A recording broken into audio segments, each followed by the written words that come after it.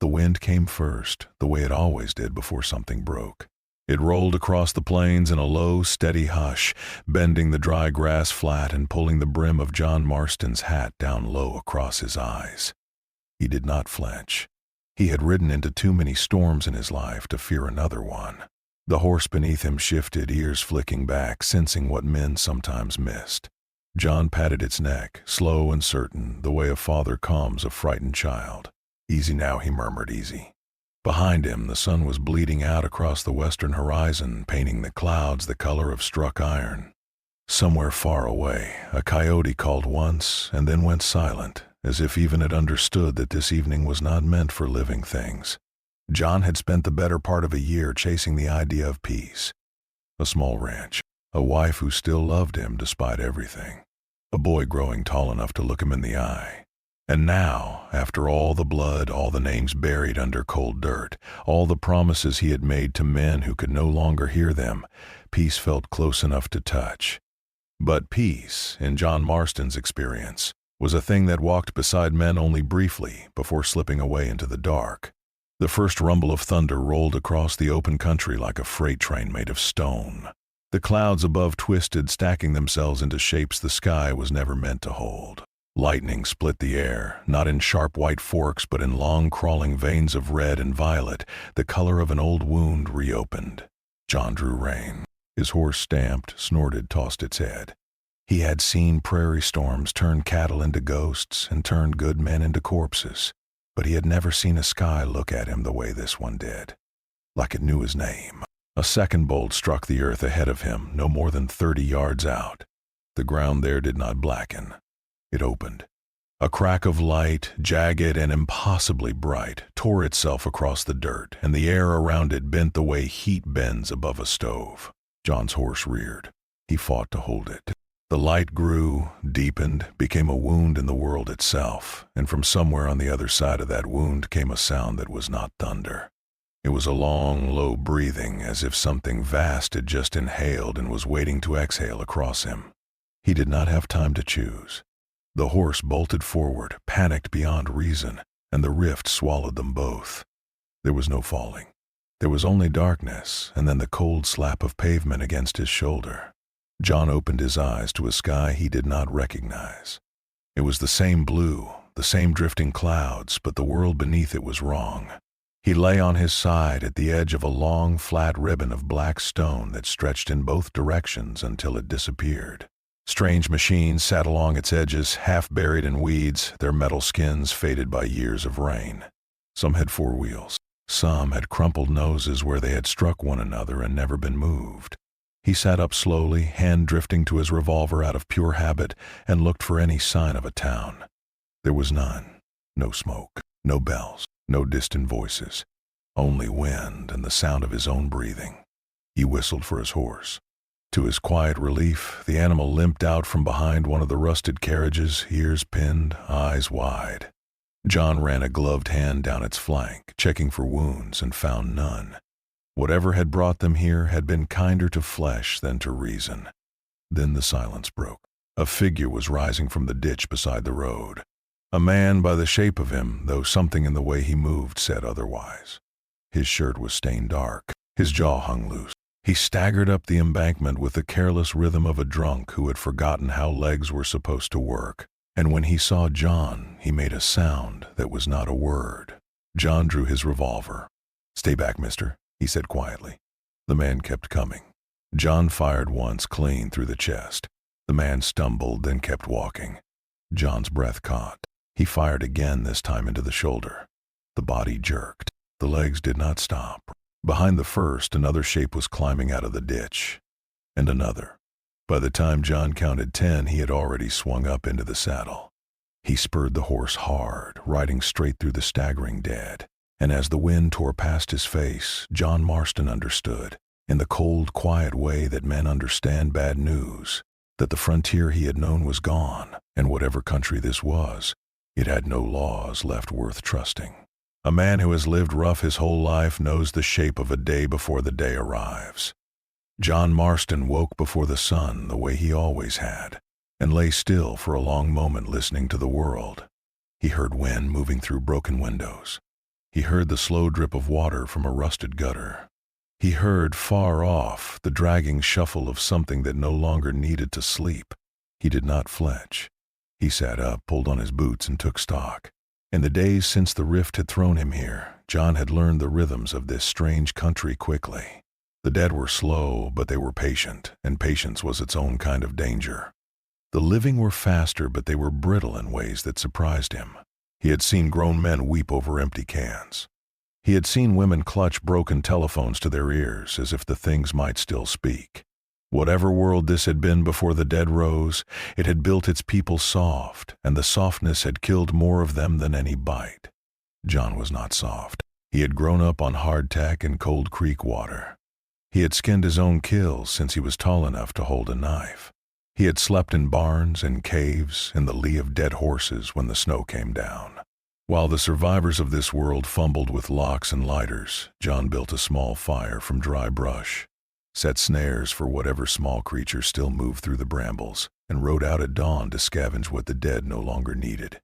He found a revolver in a glove box, which was a strange place to keep a sidearm, but a welcome one. He found a hunting knife in the boot of a fallen man whose throat had been opened long before John arrived. He found cans of beans, cans of peaches, a coil of strong rope, a wool blanket only slightly chewed by mice. Each item went into his saddlebags with the careful economy of a man who had once been poor enough to know the worth of every nail.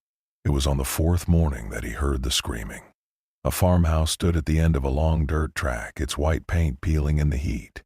A family had taken refuge inside, a man, a woman, a boy of maybe 10 years old, and the dead had found them. 6 shamblers were beating their hands raw against the boards over the windows. John did not announce himself. He dismounted at the tree line, walked in low and steady, and put each one down with a single bullet through the eye. When the door finally opened, the family looked at him as if he had stepped out of a painting. He took off his hat. "Ma'am," he said, "I don't mean you any trouble." The man stared at the revolver, then at John's long coat, then at the horse standing patient behind him. "You're a cowboy," he said in a voice somewhere between awe and disbelief. "An actual cowboy." John smiled, just a little. "I'm a man," he said, "same as you." He stayed on. He did not ask permission, and they did not ask him to leave. He mended the boards over the windows. He showed the boy how to clean a barrel without burning his fingers.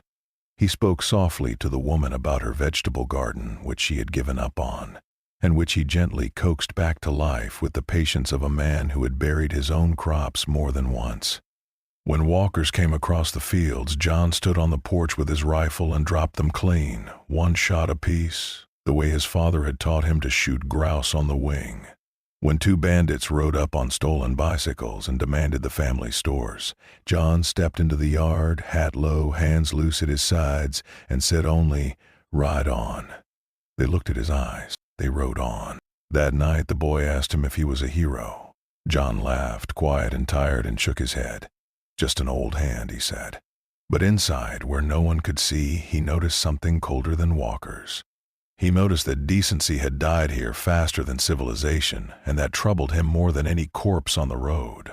The family had heard rumors of a settlement to the east, a place where walls still stood and children still went to sleep without listening for footsteps in the dark. It was 3 days' ride, maybe 4, with the boy slowing them down, and the woman had wept when John offered to take them.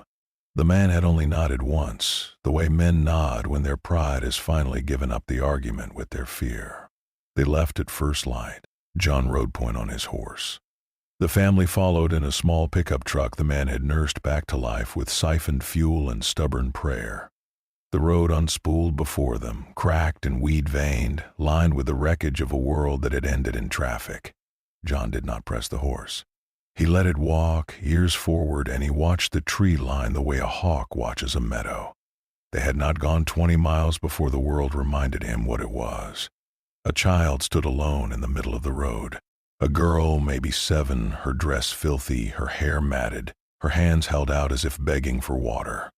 John raised a fist to halt the truck. He did not ride forward. He looked at the trees. "Come out," he called, even and steady. "I see you." For a long moment nothing happened. Then they came, 6 of them, sliding out from behind the rusted hulks of cars with rifles in their hands and the loose, lazy grins of men who had not been told no in a very long time. The leader, a tall fellow with a beard like a tangle of wire, spat into the dust and looked at John the way a wolf looks at a lame deer. "Nice horse," the man said. "Nice truck. Nice family." John did not move. "The girl," he said, indicating the child with a slight tilt of his chin. "She yours." The leader laughed. "She's bait, friend. Everyone's bait eventually." In John Marston's old country there had been outlaws.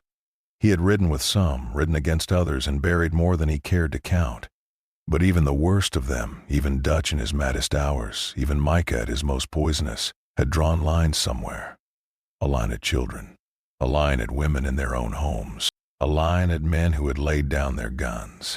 Those lines had been thin and they had been crooked, and they had broken often, but they had existed. They had meant something. This world had no line. This world used a child as bait. John dismounted slow. He did not draw. He walked 3 steps forward and stopped, the reins loose in his left hand, his right hand hanging easy at his side. "Let her come to us," he said. "Then you boys ride on and nobody has to bury anybody today." The leader's grin widened. There were 6 of them. There was one of him. The math was, in their minds, already done. What happened next took less than 4 seconds, and the family in the truck would talk about it for the rest of their lives. John's right hand moved. The first shot took the leader through the throat before his rifle had finished rising. The second dropped the man on the leader's left, who had been fastest to react. The third caught the one who tried to run for the trees.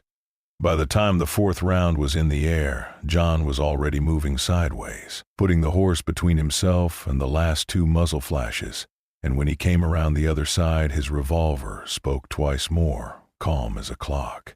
6 men lay in the road. The girl was still standing, frozen, her thin arms still half raised. John holstered the gun and walked to her. He knelt in the dust so his eyes were level with hers. "You hungry?" he asked. She nodded. He lifted her, gentle as if she were made of paper, and carried her back to the truck. The man and the woman stared at him through the windshield, and in their stare there was no longer fear of him. There was something else, something close to belief. A look John had not seen since his own son had been small, and had still thought his father could fix anything. They saw the smoke first, a thin gray column rising from the horizon, the kind of smoke that comes from chimneys rather than fires. John reined in on a low ridge and studied the valley below. A small town sat there the way small towns always sat, gathered around a single main street like cattle around a watering hole. But the streets had been blocked at both ends with shipping containers and welded plates. The houses on the outer ring had been knocked down to clear sightlines. Watchtowers, crude but functional, rose from rooftops, and on each one stood a man with a rifle. It was a fortress wearing the skin of a town. John felt the family relax in the truck behind him. The boy whooped. The woman laughed, a sound that cracked halfway through as if her body had forgotten how. The man said, "Thank God," again and again like a prayer he had been saving. John did not say anything. He had ridden into too many towns in his life to celebrate any of them from a ridge. The gates opened for them after a long inspection. A heavy man in a cleaned but ill-fitting suit came out to greet the new arrivals with both hands held wide, the way preachers greeted lost sheep. He called himself the mayor. He spoke of safety, of order, of the simple rules that kept the settlement alive. 3 meals a day. Work for the able. Protection for the weak. He smiled often, and his smile never quite reached his eyes. John tipped his hat and said little. That first night, the family was given a small house at the edge of the residential row. John was given a room above the stables, which suited him better than any parlor. He thanked the mayor politely, ate the bowl of stew that was brought to him, and then, while the town slept, he walked. A man can learn a place faster by walking it at night than by living in it for a year. John walked the inside of the walls. He counted the watchtowers. He noted which guards leaned on their rifles and which held them ready. He noted where the food stores were, and how many men stood outside them, and how those men were dressed differently from the others, in cleaner clothes, with better boots. He noted that the mayor's house was the only house with electric light, powered by a generator whose fuel, he was told the next morning, was very precious and very rationed. He noted, too, that the rationing did not seem to extend to the mayor's table. Over the following days, John watched the patterns the way an old hunter watches the patterns of deer. Ration lines formed each morning at a single window. The portions were small. A clerk made marks in a ledger. Those who complained were taken aside by men in clean boots and given quiet talks, after which they did not complain again. Children were schooled in a single building, and the schoolmaster's lessons, John heard through the open window, were less about letters and more about gratitude. Be grateful, be grateful, be grateful. There were work crews. There were always work crews. They went out beyond the wall to gather scrap, to till fields, to recover fuel from the dead world. Some of them did not come back. The mayor spoke of these losses with a heavy sigh and a hand laid over his heart. The walkers, he would say. The walkers took them. May we all remember the cost of our peace. John remembered something else. He remembered that twice, when work crews had not come back, he had heard distant gunfire from the west, where no walker had any business being. And then there was the matter of the families. John watched a young couple in the ration line one morning. A woman, a man, a small daughter clinging to her mother's leg. A clerk made a mark in his ledger and frowned. There has been a reassignment, he said pleasantly. The husband would be moving to the work dormitory. More efficient, the clerk said. Better for production. The wife would remain with the child. The husband would be permitted visits on the 7th day of each week. The wife began to weep, quietly, the way people weep when they have already learned that tears change nothing. The husband's jaw worked, but he said nothing. He had already learned too. John stood at the back of the line with his hat in his hands, and he felt something old stir in his chest. He had seen this man before. He had seen him 100 times. Powerful men who claimed order while feeding on the weak. Dutch with his speeches. Cornwall with his railroads. Every preacher who had ever traded a hungry man's dignity for a bowl of soup. He kept his face calm. He kept his hands easy. He went back to his room above the stables, sat on the edge of the cot, and he made his choice. He would not ride away from this one. A man does not start an uprising the way another man starts a fire. He starts it the way a farmer starts a furrow, slow and straight, knowing the row will be long. John worked patiently. He spoke to the husband whose wife had been taken from him. He spoke to the schoolmaster whose voice had grown smaller with each passing month. He spoke to a young guard with a bad limp who had once dreamed of being a doctor before the world ended. He spoke to the man who tended the generator. He spoke to the woman who ran the kitchens. He did not preach. He listened. He asked simple questions. He let other people say the things they had been holding in their teeth for years, and he watched their shoulders lift each time the words came out. By the 7th day, the town had a quiet shape inside its louder shape. By the 10th, it had a plan. The dawn came up red the morning of the rising. John saddled his horse himself in the dim of the stable. He had cleaned both revolvers the night before, oiled the rifles, sharpened the long knife. He moved without hurry. The boy from the farmhouse family had crept down to watch him, eyes wide, and John had let him sit on a bale of hay while he worked. You stay inside today, John said gently. Whatever you hear out there, you stay with your mother and your father. You hear me? The boy nodded. John ruffled his hair and stepped out into the cold morning air. The plan moved like water. The man at the generator cut its fuel feed at the agreed minute. The lights in the mayor's house flickered and died. In the confusion, the schoolmaster rang the church bell, ostensibly to call the children to lessons, but in truth to gather the watching eyes of the town to the square. The young guard with the limp, who had been given the morning post at the western tower, opened the small side gate and let 3 trusted men slip in from the work dormitory, their wrists already free of the cuffs that had held them at night. The mayor came out onto his porch in his dressing gown. He had been a politician long before the dead rose, and he understood crowds the way a sailor understands wind. He saw the gathered townspeople. He saw John standing at the front of them, hat low, coat dusty, both revolvers at his hips. He smiled the way men smile when they know they are about to lose but refuse to admit it yet. You, he said, almost amused. The cowboy. I should have known. You think these people will follow you. You think they want what you are selling. They want safety, friend, not fairy tales. John said nothing. He waited. Beyond the walls, drawn by the bell and the rising voices, the dead were coming.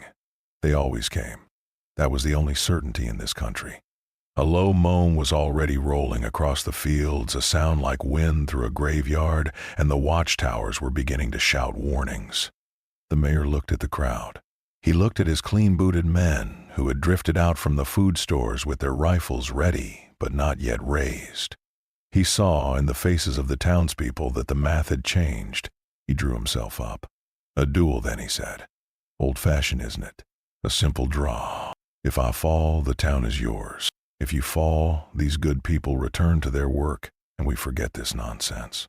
It was a trick, and John knew it was a trick. Men like the mayor did not duel. They had others duel for them. But John also knew that the watching crowd needed a moment they could carry in their memory for the rest of their lives. They needed a story. Stories were how broken people rebuilt themselves. He nodded once. The square grew very quiet. The dead moaned beyond the walls. Two men stood facing one another in the dust, one in a dressing gown with a polished pistol, one in a long coat with a revolver he had carried across worlds. The mayor's hand twitched first. John's revolver was already up. He fired once, clean, through the heart. The mayor folded into the dust as if his bones had only ever been borrowed. Then the world erupted. The clean-booted men raised their rifles, but the schoolmaster and the husband and the young guard with the limp were already moving, and the townspeople, who had been small for so long, surged forward with the terrible courage of people who have finally remembered that they outnumber their masters. At the same moment, the western wall gave way. A section of barricade buckled under the weight of the gathering dead, and walkers spilled into the outer streets like dirty water from a broken cup. John moved through it all with the calm of a man who had been to this kind of mourning before. He shouted orders that the people, to their own surprise, obeyed. He set the women and the children running for the inner church. He set the able-bodied to plugging the breach with anything that would hold. He stood in the center of the main street with both revolvers drawn and dropped walkers and traders alike with the same quiet economy. One shot, one breath, one shot, one breath, until the sun stood high overhead and the square smelled of powder and copper and the long, slow exhale of a town that had finally taken its first free breath in years. The fighting ended the way fighting always ends, not with a trumpet but with a silence that nobody quite trusts at first. People stood in the streets with shovels and rifles and kitchen knives, looking at one another as if seeing strangers, then seeing neighbors, then seeing kin. Slowly, cautiously, they lowered their weapons. The dead were back behind the patched walls. The clean-booted men were either dead or kneeling. The mayor's body had been carried away and laid with more dignity than he had earned in a quiet corner of the churchyard. John sat on the steps of the courthouse with his coat open and a dark stain spreading slow along his ribs. The boy from the farmhouse was the first to find him. He came running with his mother close behind, and when he saw the blood, he stopped as if he had hit a wall. John smiled at him, tired, and lifted one gloved hand. "Easy now, son," he said. "It's not as bad as it looks." It was worse than it looked, but the boy did not need to know that yet. The young guard with the limp, who had once dreamed of being a doctor, became one that afternoon. He cleaned the wound with boiled water and stitched it with thread from a tailor's shop, and his hands shook the whole time, but they did not stop. John bore it without sound. He had been shot before. Lead never grew kinder, but a man could learn to be quieter about it. That evening they carried him out onto a porch so he could watch the town. Lanterns were being lit along the main street, the first lanterns lit by free hands in a long while. Children were playing in the square, actually playing, chasing one another between the boots of their parents, shrieking with the ridiculous joy of children who do not yet know they have been miraculous. A woman was singing somewhere, off-key, a song John did not know, and he thought it might be the prettiest thing he had ever heard. The woman from the farmhouse brought him a cup of water and sat down beside him. They were quiet together for a long time. Then she said, "You have someone, don't you? Back where you came from." John looked at his hands. They were old hands. They had been old for longer than the rest of him. "Wife," he said. "Ranch up by Beecher's Hope. Nothing grand. So, a cornfield that never quite did what we wanted it to do." He smiled at the thought. The smile cracked something soft and aching open in his chest, and he let it. "Her name's Abigail," he said. She has the sharpest tongue this side of any river you can name and the kindest hands. The boy is Jack. He reads books, that one. Real books. Not the kind cowboys are supposed to bother with. He's going to be smarter than his daddy ever was. That's the plan, anyway. The woman beside him did not speak. She only put her hand very gently on top of his. It is a strange thing, John said after a while, to spend your whole life learning how to fight, and then to learn at the end of it that all a man ever really wants is a place where his family can be safe. Not a fortune, not a name, just walls that keep the wind out, a door that closes, a morning where nobody has to ride anywhere. He looked out at the lanterns, at the running children, at the singing woman whose song he did not know. This is not my world, he said, more to himself than to her. But helping these folks gave me something I lost a long while back. A man without purpose is just a gun looking for somebody to point him. Later, when the elders of the town came to him and asked, with grave and uncertain faces, whether he would take the mayor's house and govern them, John laughed quietly and shook his head. "No, sir," he said. "No, ma'am. You folks know how to stand. I just helped you remember. Stand on your own from here. You will surprise yourselves." The morning he left, the town tried in its small and stubborn way to keep him. The schoolmaster had written him a letter which he pressed into John's hands as if it were a deed to a kingdom. The kitchens had packed him provisions enough for a month, salt pork and hard bread and a jar of honey wrapped carefully in cloth. The young guard with the limp had cleaned and oiled both revolvers until they shone like Sunday silver. The husband whose wife had been returned to him stood at the gate with that wife and that small daughter, and none of them spoke because none of them trusted their voices. The boy from the farmhouse cried. He did not try to hide it. John knelt in front of him in the cold dust and held him by the shoulders. "You look after your mother and your father," John said, "and you grow up tall, and you grow up kind, and you remember that the world being hard is no excuse for a man to be cruel. You hear?" The boy nodded fiercely with the whole of his small body. John pulled him into a brief, hard hug, and then he stood, because he knew if he held on any longer he would never leave. His horse was waiting. It had been brushed until it gleamed. Someone had braided a small ribbon, faded blue, into its mane. He did not know who. He swung up into the saddle the way he had swung up into 1,000 saddles before, and he settled his hat low against the rising sun. "Stay," the woman from the farmhouse said quietly one last time. John looked down at her, and at all of them gathered behind her, and his eyes were kind. "There are too many roads still dangerous, ma'am," he said. "Too many folks like you, sitting in farmhouses, waiting on somebody to come knocking with bad intentions. I can't be in two places, but I can be on the road, and while I'm on it, maybe a few more of them get to keep their porches." He touched the brim of his hat. "You all take care of each other now," he said. "That's the only law that ever mattered." He turned the horse and he rode. The gate closed slowly behind him. The town watched him go, a small dark figure against the long, cracked highway, growing smaller and smaller, and finally indistinguishable from the morning itself. In the years that followed, travelers passing through that valley would hear the same story, told around different fires, in different voices, but always with the same ending. A gunslinger had come, they would say. A rider out of an older time, with a long coat and a quiet voice and a name that did not miss. He had killed a tyrant in a duel at sunrise. He had held the line against the dead. He had taken nothing for himself, and then he had ridden on, because somewhere down the road, somebody else was waiting to be saved. And in the telling, the listeners would lean a little closer to the fire, and they would feel, for just a moment, the strange warm certainty that even when the world ends, even when the dead walk and the living forget themselves, honor does not have to die with them. It only has to find a horse and ride,